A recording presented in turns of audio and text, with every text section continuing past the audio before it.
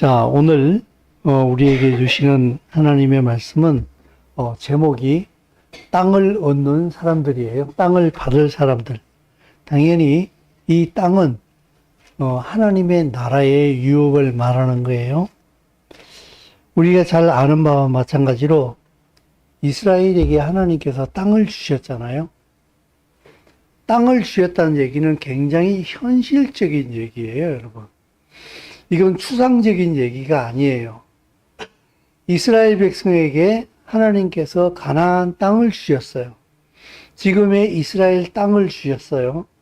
하나님의 나라는 눈에 보이는 현실이라는 거예요. 우리의 피부에 느낄 수 있는, 오감이 느낄 수 있는 현실이라는 거예요. 영적인 부분일 뿐만 아니라 하나님께서 영으로 행하시는 그 모든 일들이 우리의 오감으로, 육체로, 현실로 우리가 느낄 수 있고 누릴 수 있고 하는 게 바로 하나님의 나라라는 거예요. 그래서 하나님의 나라는 예수님께서도 말씀하신 것처럼 바로 우리의 마음 안에 있어요. 우리의 마음 안에 있다는 얘기는 우리의 마음 안에 한정되어져 있다는 얘기가 아니라 우리의 마음 안에 있으므로 우리가 그 삶을 이 땅에서 살아낸다는 거예요. 우리가 직장에 취직을 하든지 혹은 내가 무슨 일을 하게 되면은 내 몸을 가지고 그 직장이나 혹은 내가 소속되어진 그 단체에서 그 내규에 따라 가지고 우리의 몸이 움직이잖아요. 그죠? 그거와 마찬가지로 하나님의 나라는 내 안에 있다는 얘기는 내가 그 삶을 이 땅에서 사는 현실이 된다는 거예요. 그래서 우리는 영적이다 그러게 되면은 마치 우리의 이 땅의 삶하고는 별로 연관이 없는 이원론적으로 생각할 수가 있는데 그것이 아니라 사실은 영적이다고 하는 것은 철저하게 육체적이에요. 그리고 완전히 영적이 되어지는 것은 오히려 내 육체가 내 영의 소욕에 완전히 붙잡혀 버릴 때에 완전한 영적인 것이 될 수 있다. 우리가 그렇게 보게 되는데, 하나님의 말씀이 이 땅에서 선포되어질 때에 늘 그러하긴 합니다만은 거꾸로 뒤집히는 것 같아요. 왜냐하면 하나님의 말씀은 이 세상의 논리하고는 거의 반대로 가요.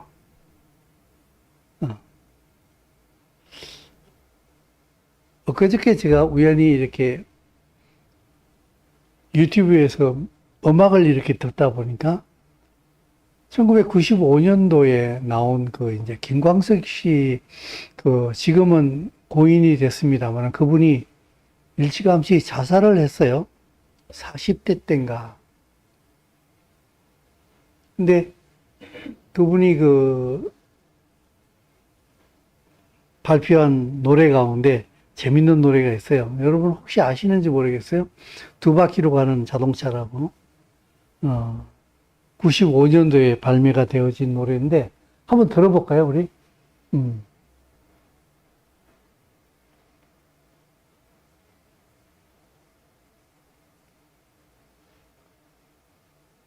한번 들어보세요.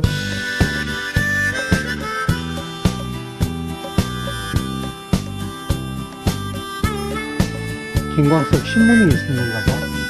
팬이 만들었는지 60대 노부부 이야기 이것도 이 김광석 씨가 부른 노래예요.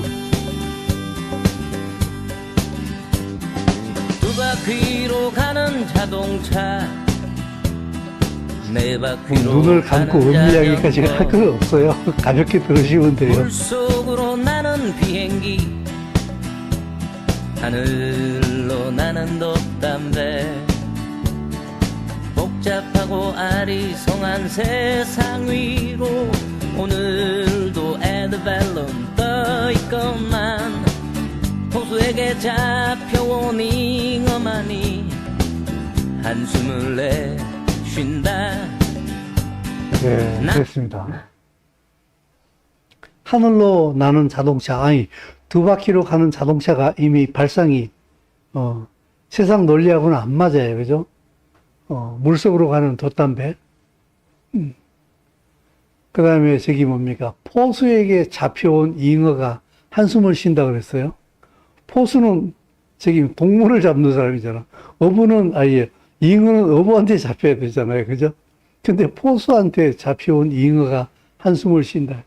2절에 가보게 되면은 독사한테 잡혀온 땅꾼이 한숨을 쉰다 그러거든. 땅꾼이 독사를 잡잖아요. 그죠?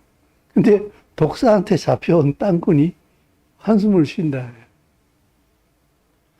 모든 걸 다 거꾸로 뒤집어서 봤어요.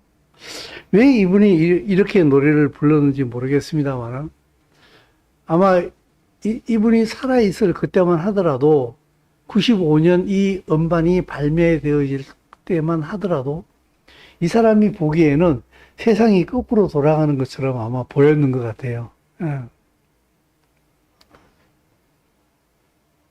근데 참, 이렇게, 진리 안에 이렇게 있다 보게 되면은, 항상 세상은 그런 것 같아요.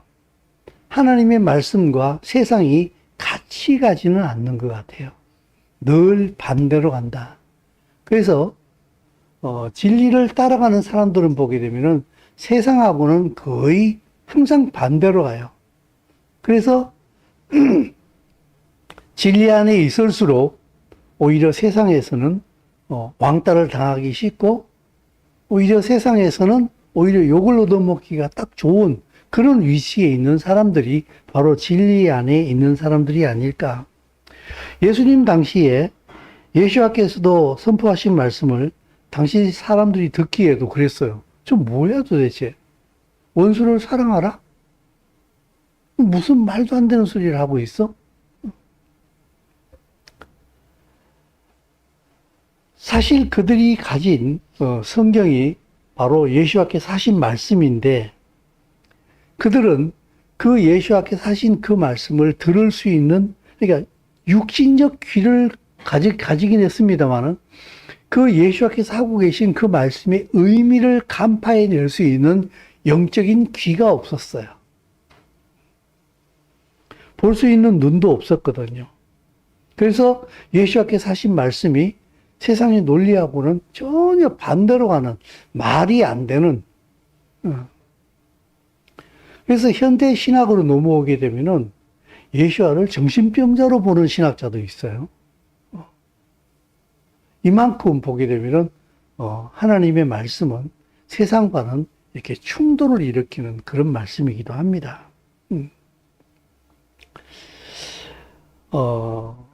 우리가 오늘 이게 본문의 말씀으로 마태복음 이제 1장에서 12절 말씀 가운데 오늘 전할 말씀은 5절 말씀이에요. 온유한 자는 복이 있나니 그들이 땅을 기업으로 받을 것이다라는 이 말씀인데, 이 말씀을 포함을 해가지고 1절에서부터 12절까지 나오는 이 말씀을 우리는 통상적으로 교회 안에서 산상수훈 중에 예수와께서 전하신 8복이라고 그렇게 불러요. 8가지 복이다.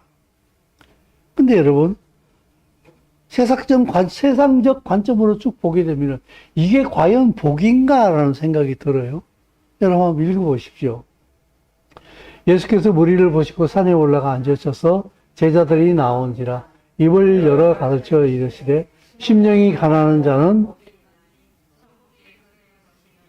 애통하는 자는 복이 있나니, 온유한 자는 복이 있나니, 의에 줄이고 목마른 자는 복이 있나니, 긍휼히 여기는 자는 복이 있나니, 마음이 청결한 자는 복이 있나니, 화평하게 하는 자는 복이 있나니, 의를 위하여 박해를 받는 자는 복이 있나니. 예, 됐습니다.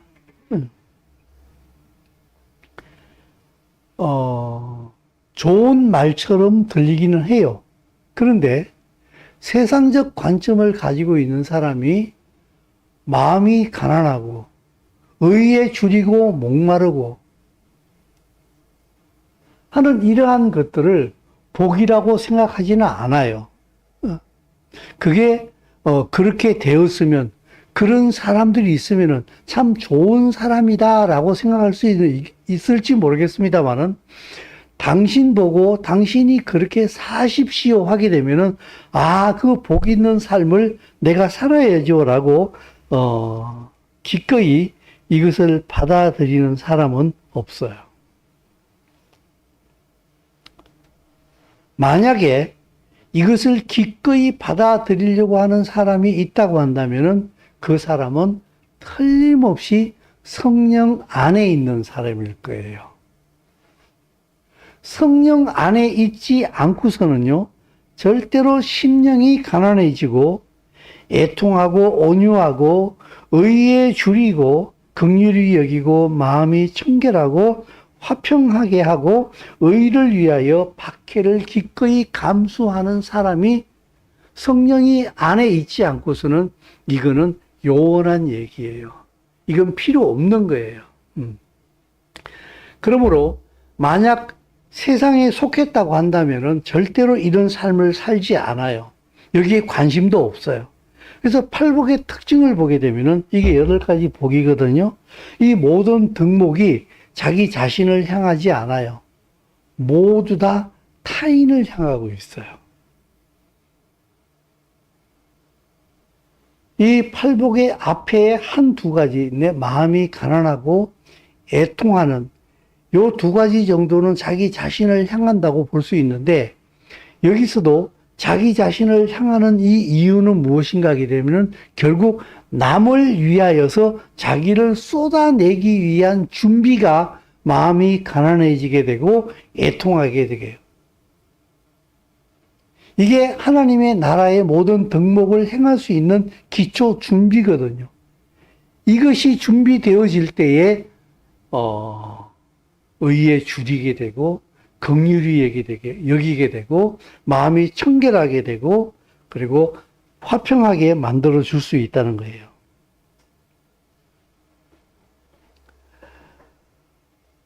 금방 말씀드린 것처럼 심령이 가난하다, 마음이 가난하다. 왜 그럴까? 하나님의 것으로 채우기 위한 거예요. 내 마음이 내 것으로 가득 차 있게 되면은 절대로 하나님의 것이 내게 채워질 수가 없어요. 그래서 내 마음이 먼저 비워져야 돼요. 근데 이렇게 완전히 비워지고 다시 새로운 것이 완전히 채워진다는 의미라기보다는 그냥 체환 작업이 이루어지는 것 같아요. 하나님의 것이 밀려 들어오면서 자기의 것이 계속해서 이렇게 비워지는 상태로 나아가는 것이 아니겠는가. 그들은 애통해요. 세상을 보면서, 자신을 보면서, 자기 죄에 대해서 애통합니다. 그리고 그들은 온유해집니다. 세상을 향해서 하나님의 나라를 보여주지요. 그들은 의에 줄이고 목마르게 됩니다.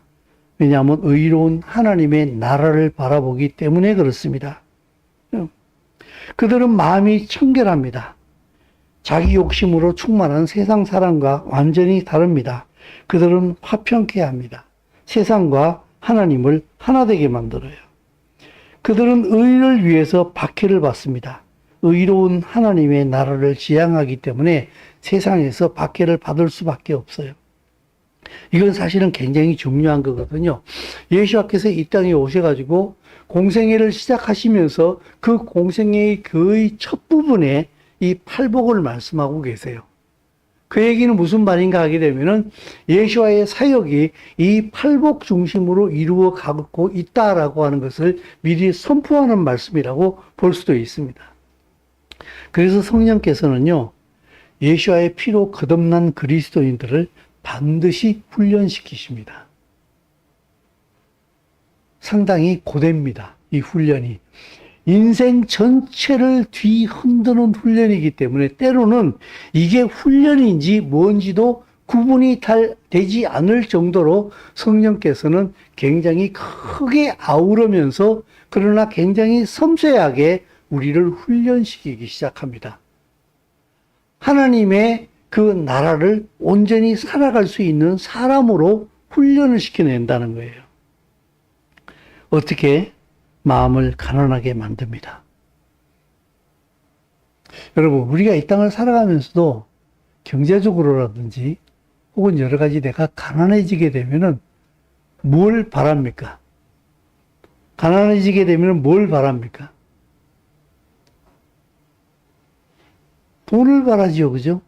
그리고 또 누구를 뭘 바라느냐? 날 도와줄 사람이 꼭 누가 있지 않나? 하면서 자꾸 사람을 바라보게 되잖아요, 그죠?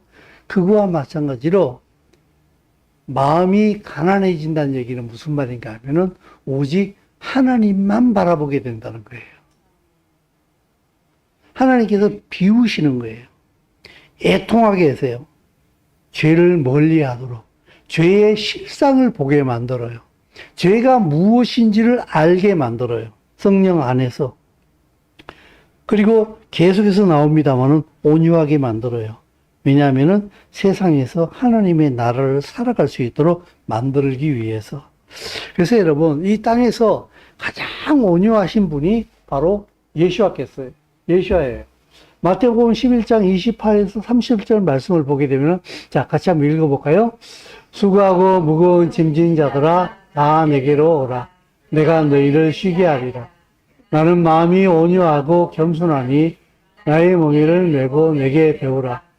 그리하면 너희 마음이 쉼을 얻으리니 이는 내 멍에는 쉽고 내 짐은 가벼움이라 하시니라. 아멘. 자, 여기 보십시오. 수고하고 무거운 짐진 자들아 다 내게로 오라. 내가 너희를 쉬게 하리라 그랬는데, 수고하고 무거운 짐을 진 사람들이 쉼이 없다는 거예요. 왜 쉼이 없는가 하게 되면은 그들에게는 마음이 온유하고 겸손한 마음이 없기 때문에 마음에 그들의 삶이 쉼이 없다는 거예요. 내 마음이 늘 높은 곳에 가 있고 내 마음이 온유하지 못하고 겸손하지 못할 때에는 절대로 그 마음에 쉼이 없다는 거예요. 휴식이 없어요. 세상에 많은 것을 가졌다 할지라도 그들의 마음속에 쉼이 없어요. 그래서 예수님께서는 내 멍에를 메고 나한테 배우라 그랬어요. 그 예수와의 멍에는 무엇인가 하게 되면 바로 온유와 겸손의 멍에예요. 이 멍에를 온전히 질 수 있는 마음을 배우게 되면은 마음이 쉼을 얻게 된다는 거예요. 그래서 여러분, 굳이 이걸 온유와 겸손은 거의 같은 말이라 이렇게 볼 수도 있겠습니다만은, 제가 이 말씀을 준비하면서 면밀히 원어를 쭉 찾아봤더니 이걸 순서를 따라서 놔도 좋겠다라는 생각을 했어요. 온유는 겸손의 결과가 아닌가, 저는 이 말씀을 준비하면서 그런 생각을 했어요. 온유는 말 그대로 부드럽다, 온순하다는 뜻이에요.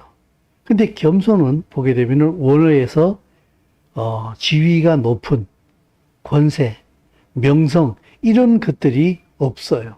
낮고 비천하다. 이게 겸손이라는 거예요. 겸손도 우리는 어떤 한 태도라고 생각을 하는데, 원어의 의미는 겸손이라고 하는 것은 지위, 권세, 명성이 없음으로 인하여서 굉장히 낮은 자리에 있는 사람들, 그리고 굉장히 비천한 사람들을 얘기하고 있어요. 그래서 이 두 가지를 연결시켜 보니까 겸손의 훈련을 통해 가지고 이 사람이 온유한 자리에 이르게 되는 것이 아닌가, 이런 생각이 들었어요. 여러분, 우리가 알고 있는 대로 죄성은요, 결코 겸손할 수가 없어요. 죄는요, 결코 그 사람을 온유하게 만들지 않아요. 심지어 돌아보니까 아담과 하와, 죄 짓기 전에 에덴 동산에서 하나님께 범죄하기 전에 아담과 하와도 보게 되면은 완전하지 못했어요. 그들도 겸손하지 못했더라고 보니까. 왜요? 사단이 뱀의 형상으로 와서 그들에게 네가 이 선악과를 따먹는 날에는 너희 눈이 열려서 너희가 하나님처럼 된다라고 했을 때에 거기에 동의하고 선악과를 따먹었어요. 그렇다는 얘기는 무엇입니까? 이들에게도 그들이 죄는 없었습니다마는 죄를 선택하고 죄를 향해 열려 있을 수 있는 그런 가능성은 그들에게 늘 있다는 거예요. 하나님보다 자신의 욕구를 먼저 선택을 해버렸어요. 이것은 하나님의 창조가 완전하지 않았다는 말이 아니라 오히려 더 완전했어요. 왜냐하면은 그들에게 무엇이든지 선택할 수 있는 완전한 자유를 주셨어요. 오히려 아담과 하와는 그 하나님께서 그들에게 부여하신 자유를 올바로 사용할 수 있는 그런 성숙함이 그들에게는 없지 않았겠는가. 자유를 감당을 못했다. 이것은 나중에 한번 이 주제를 다뤄봤으면 좋겠다라는 생각이 드는데, 예수와의 피가 필요한 존재로 지어 놓았기 때문이 아닌가라는 그런 생각을 합니다. 아무튼 원죄의 죄성을 가진 모든 인간들은 예수와 안에서 겸손의 훈련이 필요하다는 겁니다.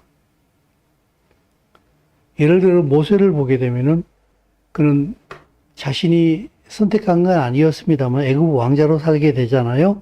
유대인으로 태어나가지고 애굽 왕자로 살잖아요.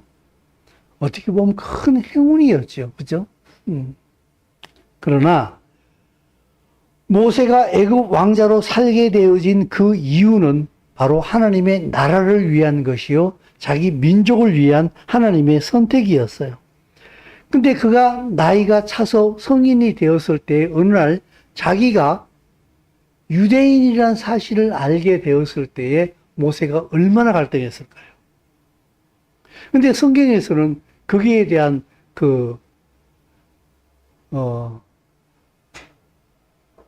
설명이 잘 안 나오거든요. 근데 성경에서 굉장히 자주 이렇게 성경이 쓰여질 때 성경의 저자들이 참조한 책이 있어요. 야살의 책이라고. 제가 그 책을 아주 오래전에 야살의 책을 사놨는데 잊어버렸어. 근데 요번에 집을 대대적으로 막 완전히 다 가구를 다 바꾸고 하는 바람에 그냥 책도 엄청 버리면서 그 야살의 책이 내 눈에 들어왔어요. 그래서 이걸 읽어봐야 되겠다 해서 야살의 책을 끄집어 내놨는데, 어저께 말씀을 준비하면서 내가 야살의 책을 끄집어내서 봤어요. 모세의 일대기를 내가 봤어요. 모세의 일대기가 너무 재미있게 잘 기록이 되어 있어요. 모세가 18살 때에 고센 땅으로 갑니다. 그때 고센 땅에 누가 살고 있었어요? 왜? 내가 안 살고 있어가지고 몰라요? 고센 땅에 누가 살고 있었어요? 이스라엘 백성들이 살고 있었잖아요. 그때 당시에 노예로서, 그죠? 고센 땅에 살고 있었잖아. 모세가 18살에 그 길을 찾아갑니다. 거기에 가서 자기 형제들을 만납니다.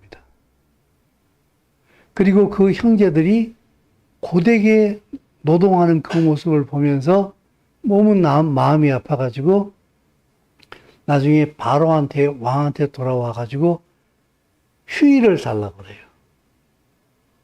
저 사람들에게도 일주일 동안 일을 하되 하루는 쉬게 해 주십시오라고 바로한테 제안을 해요. 그래서 바로가 그것을 들어줘요. 그것을 들어줌으로 인해 가지고 이스라엘 백성들이 고되게 노동을 하다가 하루를 쉴 수 있는 쉼을 얻게 되는 그런 얘기들이 거기에 나와요. 보게 되면은 참 재미있긴 한데. 그래서 이 일로 인해 가지고 이스라엘 민족에게도 모세가 상당한 명성을 얻게 되고 애굽 민족들에게도 상당한 이렇게 명성을 얻게 되었다 그래요.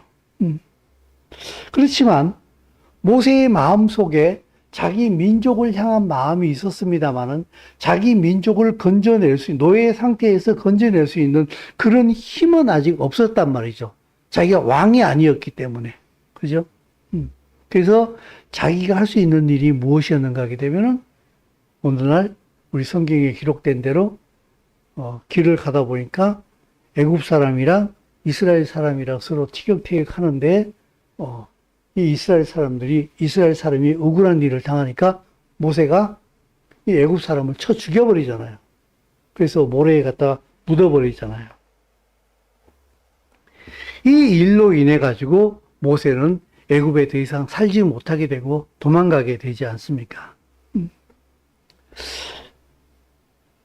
사실은 모세의 선택은 모세의 선택이라고 볼 수 있습니다만은 그가 우발적으로 그 일을 하게 되었는데 그 안에도 하나님의 간섭이 있지 않았는가라는 생각이 들어요. 그래서 우리의 삶은 보게 되면은 하나님의 나라로 통치자로 세워지기 위하여서 훈련 중이고 우리의 삶을 통해서 온 세상에 예수야가 왕 되심을 내 삶을 통해서 보여주기 위한 이런 이중 목적이 우리의 삶을 통하여서 동시에 같이 진행되어지고 있다. 하나님 나라의 통치자로 세워지기 위하여서 우리는 하나님 앞에 훈련을 받게 되고 내가 훈련받는 그 모든 삶의 과정을 통하여서 하나님께서는 이 땅에 예수야가 왕이란 사실을 우리의 삶을 통하여서 보여주고 있다. 마치 이스라엘이 하나님의 민족으로 선택을 받았습니다마는 그들의 삶이 완전하지는 않았잖아요. 하나님의 말씀과 충돌을 일으키면서 하나님을 때로는 배반하기도 하고 하나님께 순종하기도 하고 굉장히 질퍽거리는 삶을 살았잖아요. 근데 하나님께서 그 이스라엘 백성을 다스리는 그 모습을 보면서 이중적인 모습이 동시에 같이 드러난다는 거예요.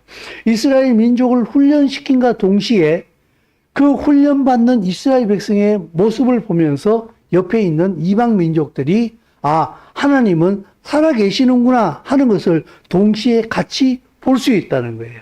우리의 삶도 이 세상 속에서 그런 이중적인 의미를 동시에 가지고 있다는 거예요. 그래서 우리의 삶이 모든 순간순간에 내가 어떤 것을 선택하고 어떤 일을 행하려고 하는지 결정하는지가 굉장히 중요하다. 모세는 신약성경 히브리서에서 그의 삶을 이렇게 딱 요약을 하고 있어요. 성경이. 자, 같이 한번 읽어볼까요? 믿음으로 모세는 장성하여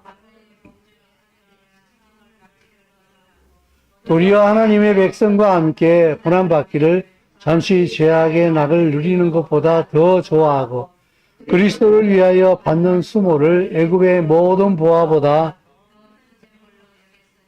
이런 상 주심을 바라봅니다. 아멘. 보십시오. 모세의 삶이 그가 어른이 되었을 때에 나는 바로의 공주의 아들이지만 사실은 나는 유대인이다 하는 자기의 실체를 알게 되잖아요. 그러자 그는 바로의 공주의 아들이라 칭함받기를 거절했다. 도리어 하나님의 백성과 함께 고난받기를 잠시 죄악의 낙을 누리는 것보다 더 좋아했다. 모세는 선택했다는 거예요. 그것을. 여러분 보십시오. 이건 너무 우매한 질문이긴 합니다만 애굽에서 왕자로 사는 게 좋을까요? 지금 노예 상태로 살고 있는 그 민족들과 하나가 되는 게 좋을까요? 이거 물어보나 마나 아니겠습니까? 그죠? 세상을 향해서 목적을 두고 있는 사람이라고 한다면 이 질문 자체가 필요 없는 거예요. 그런데 모세는 하나님의 나라를 바라봤다는 거예요. 그리스도를 위하여 받는 수모를 애굽의 모든 보화보다 더 큰 재물로 여겼다. 재물이 사람의 삶에 영향을 미치는 것은 거의 절대적이에요. 그죠? 그런데 모세는 그리스도를 위하여 받는 수모를 오히려 하나님의 나라에 더 큰 재물로 여겼다는 거예요. 이는 상 주심을 바라봅니다. 이 세상의 마지막 통치자가 누구인가를 모세는 정확하게 알고 있었다는 거예요. 그래서 애굽에서 왕자로 살아가는 것보다 고난받는 자기 민족들과 함께 고난 속에 살아가는 것이 더 옳다라고 그는 생각하고 그것을 선택하기로 마음을 먹고 그 길을 갔다는 거예요. 그 선택이 때로는 굉장히 투박했어요. 애굽 사람을 쳐 죽여서 모래에 갖다 묻어버리는 그런 투박한 행동을 하기도 했습니다마는 그 마음 속에 자기 민족을 향한 진심이 있었다는 거예요. 하나님은 그걸 보셨다는 얘기죠. 이거는 뭐 크게 신빙성이 있는 얘기는 아닌데 모세에 대한 그 이야기를 야살의 책에서 이렇게 볼 때 보니까 이런 재미난 얘기도 있어요. 모세가 3살 때 애국 궁중에 있었을 때죠. 3살 때 애국 궁중에서 이제 바로 왕이랑 함께 다 잔치가 열린 거예요. 그러니까 바로 모세도 왕자니까 당연히 그 자리에 있었겠지요. 그리고 또 이제 아주 어린 애기였으니까 바로 옆에 있었는가 봐. 그러니까 한참 잔치가 진행 중인데 이 어린 3살 모세가 손을 내밀어 가지고 할아버지 상투 잡는 것처럼 바로의 머리에 있는 왕관을 벗겨버린 거야. 그리고 그걸 자기 머리에다 쓴 거예요. 그때 당시에 왕들은 어떻게 했어요? 아, 이놈이 커서 반란을 일으켜서 나를 왕위에서 밀어낼 놈이구나 라고 생각을 한 거야. 그래가지고 그냥 그 잔치가 끝나자마자 애굽의 점성가들을 모아가지고 이놈을 죽여야 되냐 살려야 되냐 막 이제 이런 얘기가 벌어진 거예요. 그래서 뭐 당장 죽여야 된다는 얘기도 있고 뭐 어린 애기니까 뭐 모르고 그렇게 했지도 않았겠습니까? 라는 얘기도 있었는데 뭐 그러다가 이제 결론은 뭐 공주의 입김도 있었겠지요. 그죠? 그러니까 그러면은 한번 테스트를 해보자. 얘가 진짜 왕이 되려고 하는 놈인지 아니면 어린아이로서 그냥 철없이 한 행동인지. 그래서 이제 한 접시에다가 호마노, 진주의 일종이죠. 그죠? 그걸 놓고 한쪽에는 숯불을 얹어놨어요. 불이 시퍼렇게 달군 숯불을 얹어놓은 거예요. 어떤 걸 잡는 걸 보자. 그래서 호마노 보석을 잡으면 이놈은 반란을 획책하는 놈이다. 우리 100일 때 뭐 돌대입니까? 뭐 이렇게 잡는 거 있잖아. 그것처럼. 근데 숯불을 잡는다는 얘기는 무슨 말입니까? 아무것도 모른다는 얘기죠. 숯불을 잡을 경우에는 손을 다 뒤잖아요. 그죠? 그러니까 숯불을 잡게 되면은 얘는 아무것도 모르는 그냥 어린 아기에 불과하다. 이렇게 하기로 하고 숯불과 호마노 보석을 놓은 거예요. 근데 모세는 무엇을 잡으려고 했을까요? 호마노 보석을 잡으려고 했대요. 손이. 그때 천사가 모세의 손을 탁 쳐가지고 숯불을 잡도록 만들어 놨다는 거예요. 그 야살의 책 되게 재밌더라고. 아주 이렇게 구체적으로 그 상황들을 설명을 하더라고요. 근데 그 야살의 책이요, 실제로 여호수아에도 나와요. 야살의 책에 기록되지 않았느냐. 아말렉과의 전쟁에서도 그게 야살의 책에 기록되어졌다라고 얘기하고 사무엘서도 또 보게 되면 야살의 책 얘기가 나와요. 그래서 그 고대 그 이스라엘 백성이 쭉 살아왔던 그 모든 상황들을 야살의 책에서 굉장히 자세하게 기록을 하고 있다라는 생각이 들어요. 얼마만큼 신빙성을 가지고 있는지는 모르겠습니다만. 근데 재밌긴 재밌어요.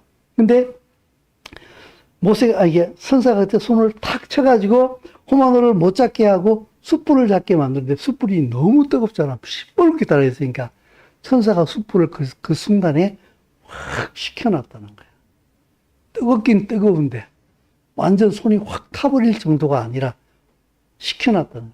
근데 모세는 숯불을 잡아가지고 그 숯덩어리를 입에다 갖다 집어넣었다는 거야. 그래가지고 입천장이랑 혀랑 다 뒤어버린 거야. 그래 모세가 보게 되면은 나중에 혀가 짧잖아요. 나는 입이 둔한 자라 그러잖아요. 그죠? 나중에 그 원어의 의미 그러잖아요. 모세가 이렇게 아밤 형님 막 이러면서 그죠? 혓바닥이 짧았다 그랬잖아. 그 이유가 야살의 책에 나와요.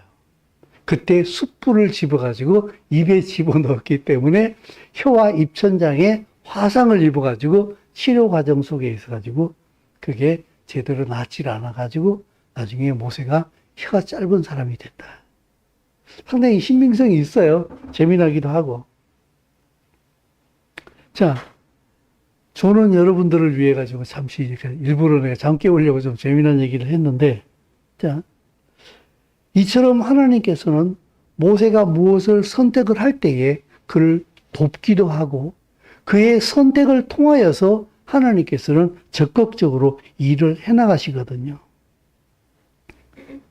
요셉도 마찬가지였거든요. 요셉도 야살의 책에 또 자세히 나와요, 또. 근데 그걸 읽어보게 되면 진짜 슬퍼요, 요셉이. 그 형들한테 보게 되면은 업소하는 그 애원하는 장면이 성경에는 안 나오잖아요. 근데 야살의 책에 보게 되면은 그가 구덩이에 빠져 있을 때 형들에게 애원하는 그 얘기들이 아주 자세하게 나와요. 형님, 나 살려주세요. 막. 아버지한테 얘기 안 할게요. 막 이러면서 그냥 막 살려달라고 엄청 이렇게 업소를 해요. 그러다 결국에는 팔리게 되는데 그 팔려가지고 가다가 자기 어머니 라헬이 낳았잖아요. 그죠? 자기 어머니 라헬의 묘지 옆을 지나가게 돼요. 그때 이 요셉이 그 어머니 묘지에 가가지고 대성통곡을 하면서 울어요. 엄마 나 좀 살려달라고. 그런 장면들이 야살의 책에 쭉 나오는데, 자, 우리 요셉의 삶을 우리 잘 알잖아요. 그죠? 그의 삶을 보게 되면은 하나님의 계시를 받고 굉장히 순결한 삶을 살기는 했습니다만은 그 요셉은, 형들에게 노예로 팔리게 되고 그 노예로 팔린 이후에도 또 간통죄라고 하는 누명을 뒤집어 쓰게 되고 감옥에 갇히고 참 돌아보게 되면은 요셉은 이 억울함이 가슴에 사무쳤던 것 같아요. 그러나 하나님께서는 그 겸손의 훈련을 통해 가지고 모세를 요셉을 온유하게 만드시잖아요. 그가 나중에 애굽의 총리가 되었을 때에 형들을 다시 만나게 됐을 때에 만약에 요셉이 분노 가운데 형들에게 자기의 권력을 사용해 가지고 형들에게 복수를 했다면 어떻게 됐을까? 한 놈도 못 살아남지요. 자기 동생 베냐민만 살려놨을 거예요. 그죠? 아마 나머지는 다 죽여버렸을 거야. 그렇게 되면은 하나님의 나라를 세울 수 있는 이스라엘의 12지파의 조상들이 만들어질 수 없었겠지요. 그죠? 모세는 이 겸손의 훈련을 통해 가지고 지극히, 이 요셉은 온유해집니다. 그래서 그는 자기를 절제할 줄 압니다. 자기 힘을 절제할 줄 압니다. 그래서 형들을 용납하고 용서하고 하나님의 나라의 민족으로 세워놓지 않습니까? 사랑하는 성도 여러분, 우리의 삶이 모세와 요셉과 동일합니다. 늘 드리는 말씀이긴 합니다만 우리는 예수 믿고 이 땅을 살아가면서 평안하게 살 수 있기를 다 바라잖아요. 그죠? 근데 그런 삶이 없다라고 하는 것을 그렇게 얘기를 드리기보다는 우리가 어떤 형태의 삶을 살아간다 할지라도 하나님 앞에서 우리가 겸손의 훈련을 받아서 온유한 사람을 만들려고 하는 이 하나님의 목적은 절대로 바뀌지 않는다는 거예요. 반드시 이 훈련이 있을 수밖에 없다는 거예요. 그런 의미에서 어떻게 보면 각오하고 살아야 돼요.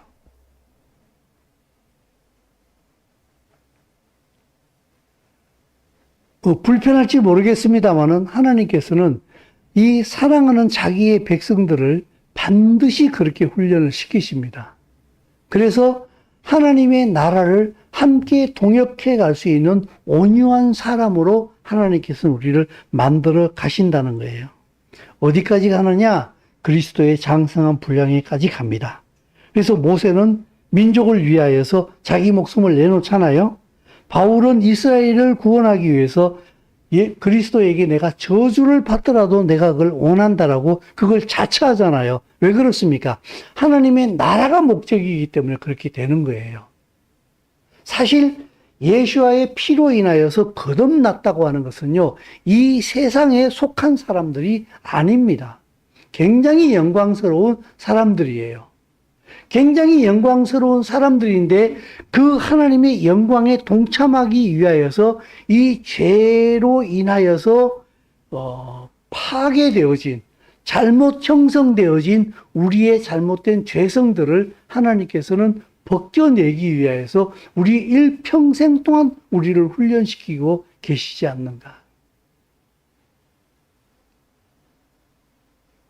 그래서 온유함으로 주의 길을 걸어갈 수 있도록 우리를 그렇게 인도하게 된다는 사실입니다. 그가 그 온유함으로 인하여서 하나님의 나라의 유업을 차지하게 된다는 얘기입니다. 그게 오늘 제가 설교 제목으로 잡은 땅을 얻을 사람들, 땅을 받을 사람들이라. 그 말은 우리에게 온유를 요구하시는 이 하나님은 하나님의 나라가 굉장히 실제적이요, 하나님의 나라의 권세를 온유하게 되어진 우리들에게 실제적으로 주기를 원한다는 거예요. 그래서 하나님 나라의 삶은 이 땅에서 우리가 오늘이라고 하는 이 현실 속에 우리가 살아내야 될 구체적인 덕목이라는 거예요. 그게 의미 있고 영광스러운 삶이다. 그래서 모세는 보게 되면은 아까 말씀드린 것처럼 바로 공주의 아들이라 칭함받기를 거절하고 하나님의 백성과 고난받기를 잠시 죄악의 낙을 누리는 것보다 더 좋아했다. 이게 바로 온유한 사람이에요. 온유하다는 얘기는 자기를 절제시킨다는 거예요. 자기에게 주어진 힘을 자기 마음대로 내가 왕이 되어가지고 그게 그 자기에게 주어진 힘이 권력이든지 돈이든지 그게 학식이든지 무엇이든지 간에 그 자기를 나타낼 수 있는 힘이 되어지는 것들을 자기를 위하여서 사용하는 것이 아니라 철저하게 절제되어진 가운데 하나님의 나라를 위하여서 사용할 수 있는 그런 사람이 된다는 거예요. 그게 온유한 사람이에요.